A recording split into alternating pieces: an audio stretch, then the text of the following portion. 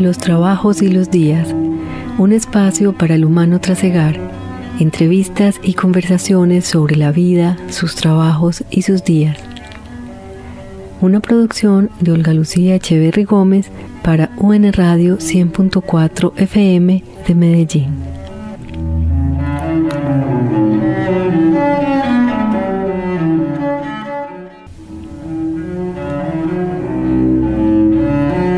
Las cosas grandes deben ser dichas con sencillez, el énfasis las estropea. Jean de la Bruyère.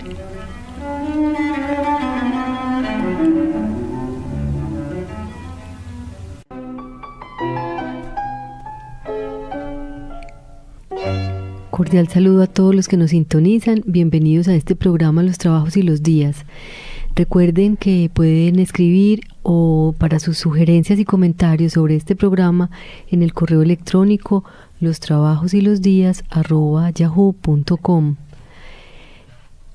En Los Trabajos y los Días de hoy tengo el honor para mí de tener los trabajos y los días de Teresa Yáñez de Cuberos. Ella es una poeta nacida en Gramalote, norte de Santander, en 1929. Y Teresita, porque uno no, después de conocerla, es incapaz de decirle Teresa, porque es una persona muy especial. Con ella entonces conversaremos un poco sobre esto de ella es poeta y también escribe cuentos y es una excelente lectora. Con ella hablaremos sobre su proceso como de creación, sobre sus autores favoritos y paralelo a esa conversación iremos leyendo algunos de los poemas de los libros que ella tiene publicados. Ella ha participado en el taller de escritores de la Biblioteca Pública Piloto, el que incluso dirigió inicialmente Manuel Mejía Vallejo, y bajo su dirección publicó su primer libro. También asistió a los talleres que dictó Mario Escobar en la Universidad de Antioquia. Actualmente asiste a los talleres de Luis Fernando Macías en la Universidad de Antioquia, de Jairo Morales y Lucía Donadío en la Biblioteca Pública Piloto. Tiene publicadas De este lado de los sueños, una edición de la Biblioteca Pública Piloto, Medellín 1992. También Barco de papel, de Cámara de Comercio de Cúcuta, publicado en 1997. Y su última publicación se llama Plegaria del Agua, de ediciones Hombre Nuevo Editores. Entonces, realmente yo me he quedado maravillada con la belleza de esta poética de Teresa Yáñez de Cuberos. Bienvenida entonces, Teresita, a este programa y gracias por aceptar esta invitación. Muchas gracias, me siento muy honrada. Gracias, Lucía. Para empezar, creo que alguien que haya nacido en Gramalote, ese es un nombre muy sonoro, casi que justifica que le gusten las letras y le guste escribir. Es una palabra que tiene como un sonido muy particular o una música muy singular, ¿no le parece? Sí, dicen que porque es un pasto que sale mucho allá que se llama Gramalote y inicialmente se llamó Galindo. ¿Ah, sí? Porque allá es un pueblo de conservadores, sí, y mataron a un alcalde que se llamaba Galindo y entonces en ese tiempo lo pusieron de castigo Galindo y duró mucho tiempo llamándose así. Después se llamó Pueblo Viejo y después sí Gramalote. Pero ahí sí quedaron... que ya cumplió 150 años. Qué bien. Incluso podríamos empezar esta conversación con un poema que se llama Gramalote, justamente, que usted tiene en su último libro, Plegaria del Agua. Vamos a leerlo para continuar indagando como sobre su vida, sus escritos. Entonces aquí está Gramalote. El secreto de este pueblito, su magia redonda, para los que han emigrado es fascinante. Es el país de la memoria. Hermoso o triste algunas veces, tiene como ella el mérito de permanecer.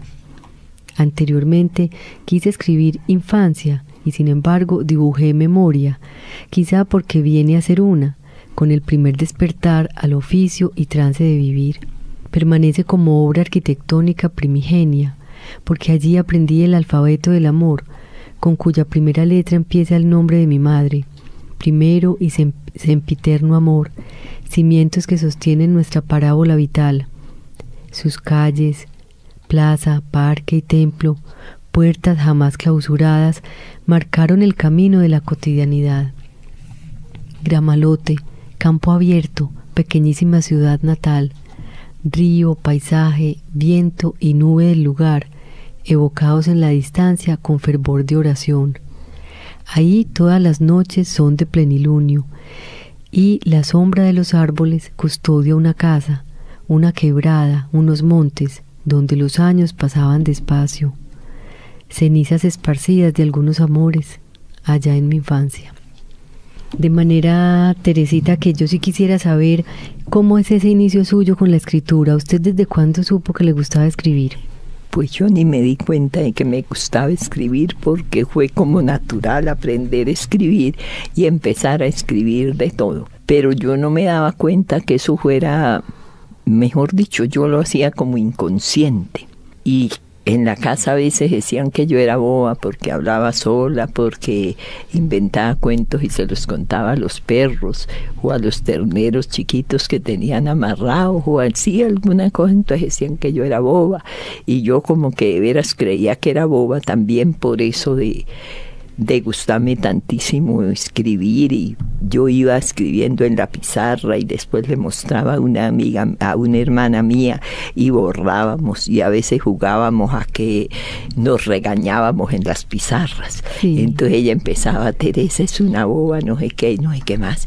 Y yo también escribía: Celina es esto, Celina aquello. Y después nos intercambiábamos las pizarras y yo me ponía a llorar. Y yo decía: pero Dios mío, ¿por qué me pongo a llorar si esto es un juego? Y ella se moría de la risa de verme llorar y saber que eso no lo estaba diciendo ella de verdad y no que era un juego. Y yo no podía evitar llorar cuando ella me pasaba la pizarra de ella diciéndome todo eso. Increíble. Pero entonces usted, de jovencita, pues mire ese juego tan bonito de escribirse en la pizarra con su hermana, incluso hasta como mensajes. Sí, peleando, y a veces era que éramos dos comadres que estábamos en unos pueblos distintos y nos escribíamos, y esos eran los juegos de nosotros. Teníamos muchísimos juegos. Vivíamos, también teníamos que hacer algunas cosas en la casa, como ayudar a regar las matas del jardín, ayudar a escoger café, que era una finca cafetera donde vivíamos. Y entonces mi mamá, para que nos quedara tiempo de jugar, nos ponía unas tareas de escoger café, y nos poníamos a escoger café y cumplíamos la tarea por ahí. Yo creo que sería por ahí a las 3 de la tarde, 2, 3 de la tarde. Ya habíamos hecho la tarea y entonces nos poníamos a jugar.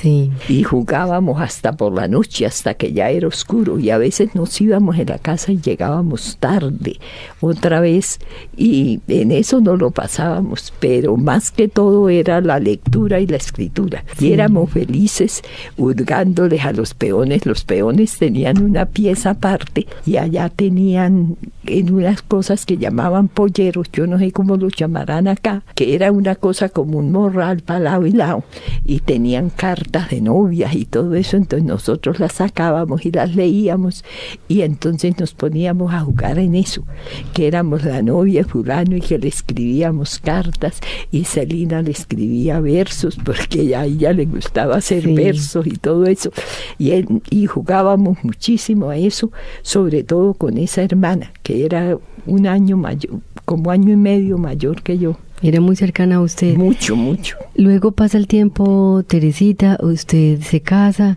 tiene su familia. Usted viene a vivir a Medellín, me dijo, en 1970. En 1970.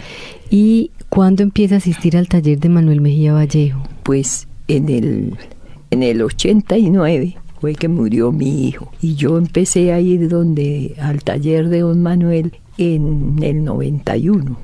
Sí. Y ahí fue cuando ya empecé a escribir en serio, porque yo toda la vida había escrito, pero yo guardaba las cosas y las rompía después, porque me daba como rabia que la gente, yo decía, cuando me muera encontrarán todos los escritos y dirán mis hijas: ay, pero mi mamá si era boba, ¿para qué pondría a hacer esto? O decía, ¿para qué? Eso no tiene ningún objeto, y me daba rabia que yo me pusiera en eso, sobre todo cuando peleaba con mi esposo. Yo escribía todo, me ponía a escribir, y a veces decía: una vez él me encontró unas cosas que tenía escritas y le daba mucha risa y me molestaba mucho con eso, y aún me decía pedazos de memoria de lo que yo había escrito. Entonces eso me daba más rabia para romper las cosas. Claro, pero mire qué curioso vínculo tenía usted con la palabra y con la escritura desde aún antes de reconocerse. Claro, como yo no, ni eso fue para mí la sorpresa más grande. Cuando le mostré por primera vez un escrito a don Manuel, y él me dijo que yo qué hacía, y le dije yo, todas las cosas de la casa. Le dije yo nada. Entonces me dijo, no, pues que usted se siente en una silla y se está todo el día sin hacer nada. Le dije, no, don Manuel, yo cocino, yo barro, yo hago esto. Bueno, entonces me dijo, ¿eso lo hace usted porque quiere o porque necesita hacerlo?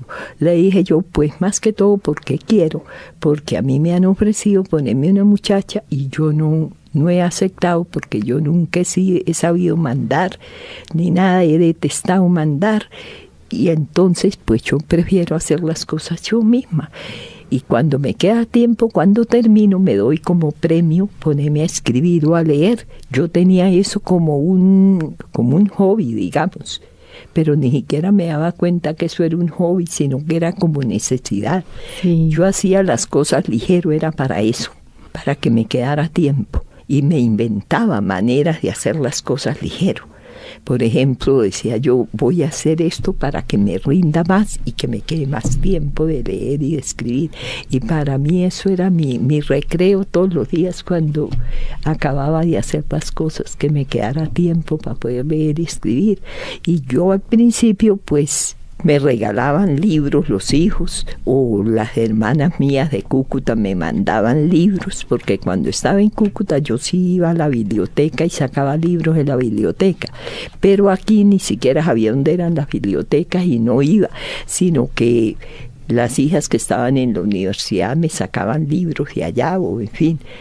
Y siempre, yo nunca me acuerdo haber pasado un día sin leer, ni tener yo que leer, porque yo no me conformo con tener un libro, tengo que tener 3 o 4, porque me parece que me van a faltar.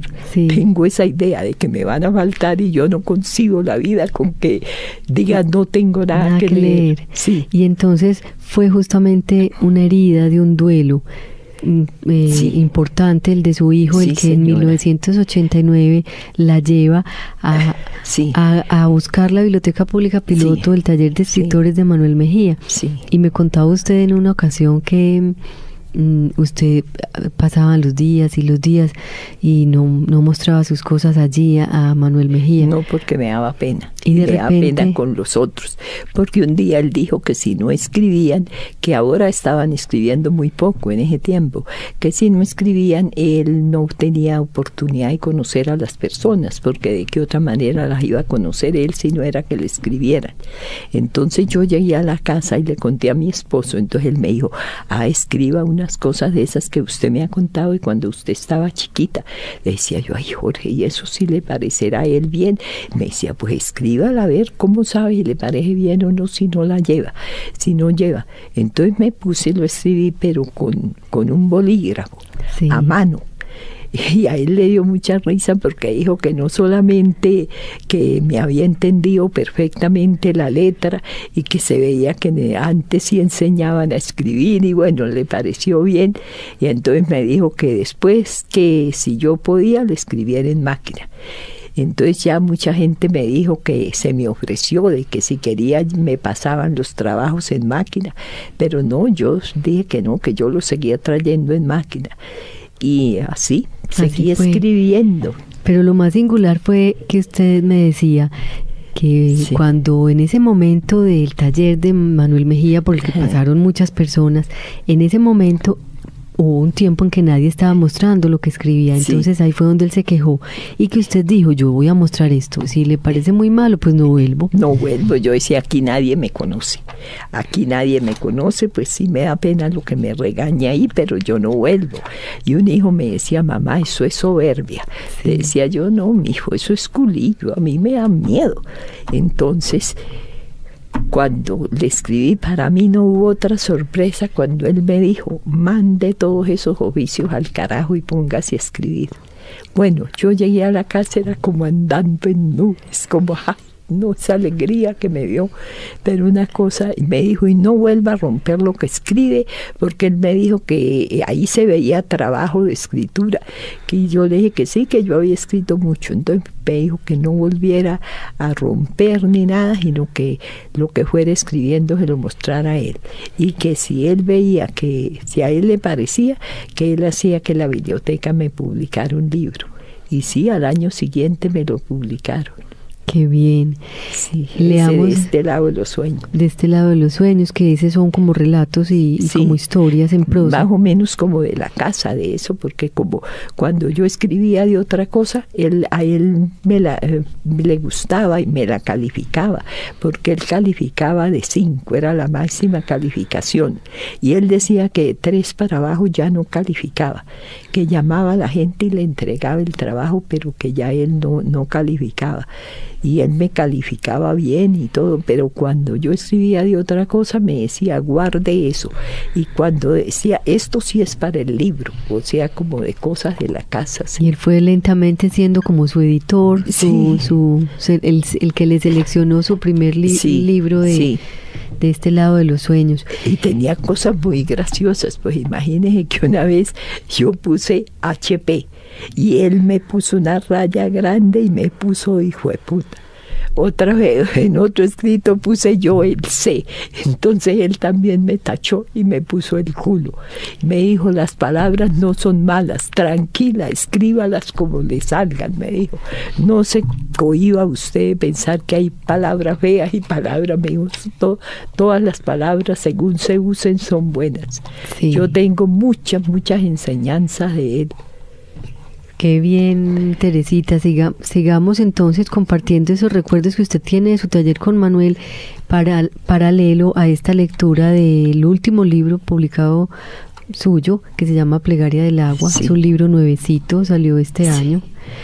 Está también el poema Sensaciones. En el bullicio palpé la inutilidad del grito, oí la densidad inagotable del silencio. Rompí el espejo que multiplicaba frustraciones. Oronda creí destruir al testigo, pero su cristal era de agua y cerró su herida en círculos concéntricos, como besos juguetones o niños traviesos. Fatigada de espejismos, alcé los ojos a las estrellas.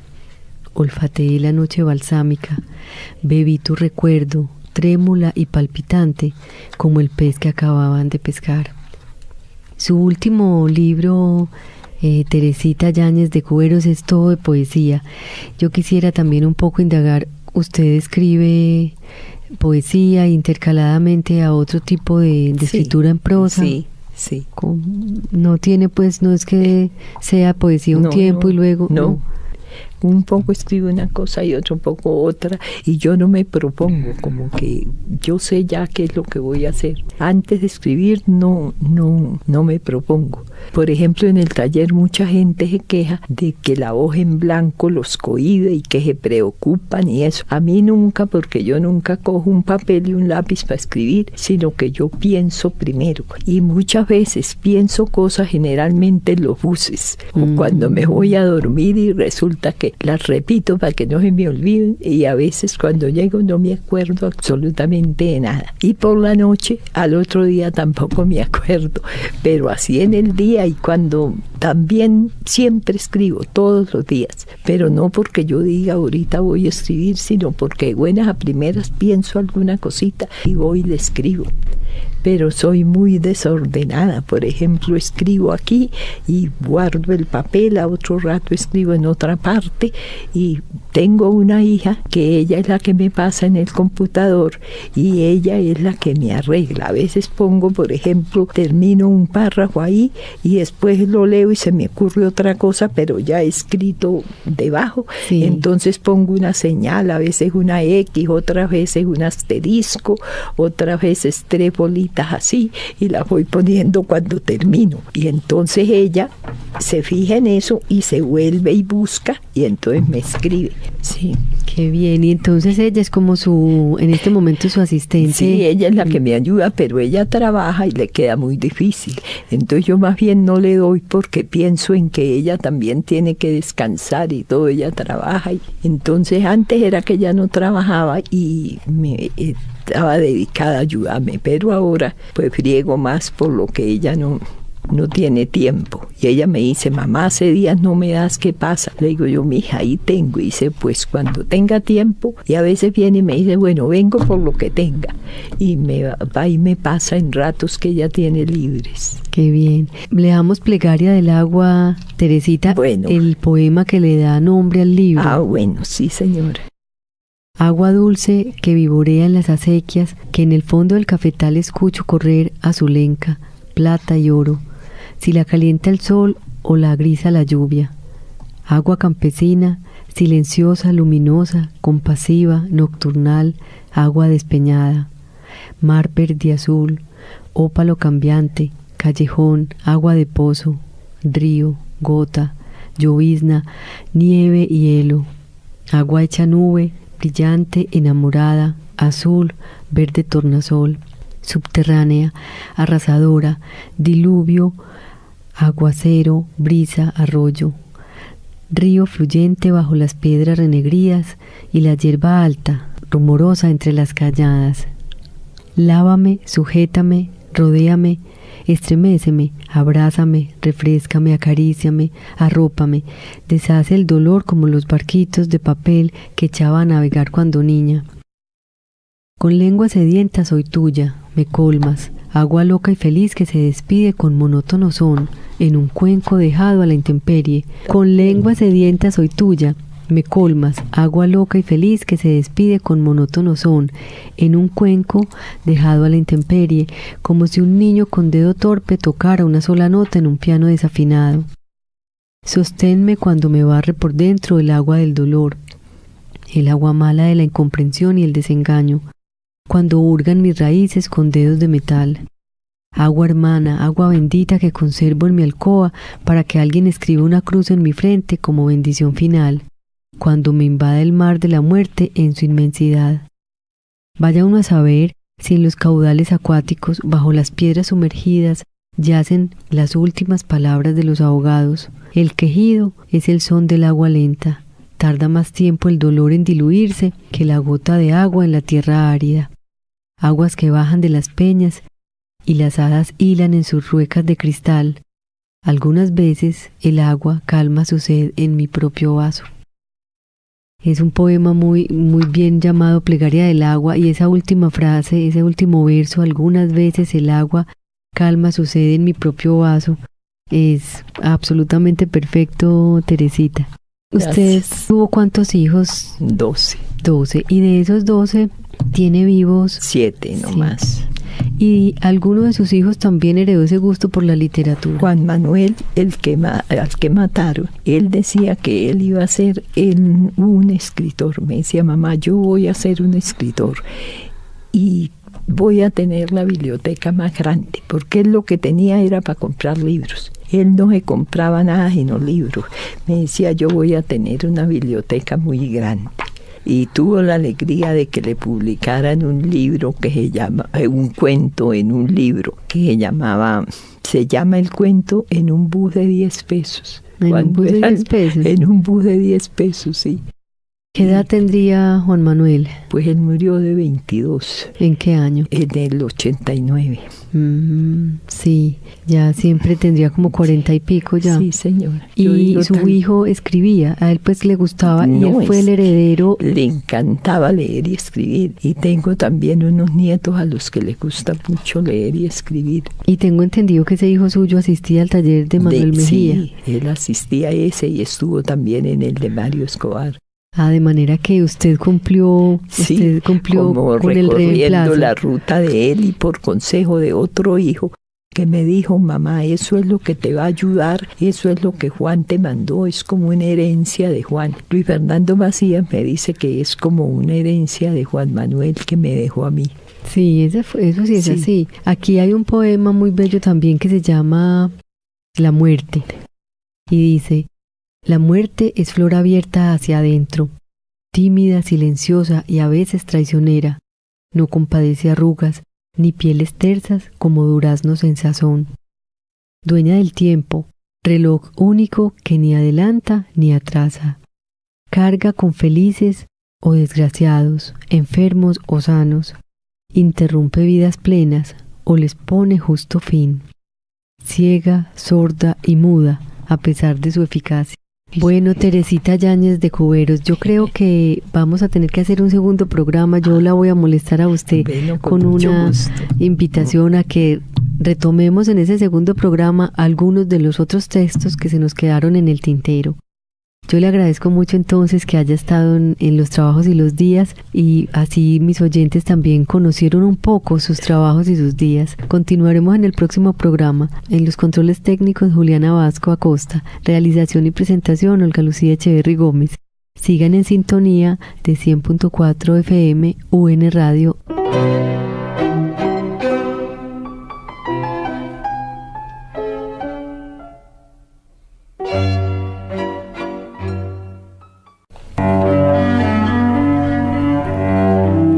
Los trabajos y los días, un espacio para el humano trasegar, entrevistas y conversaciones sobre la vida, sus trabajos y sus días.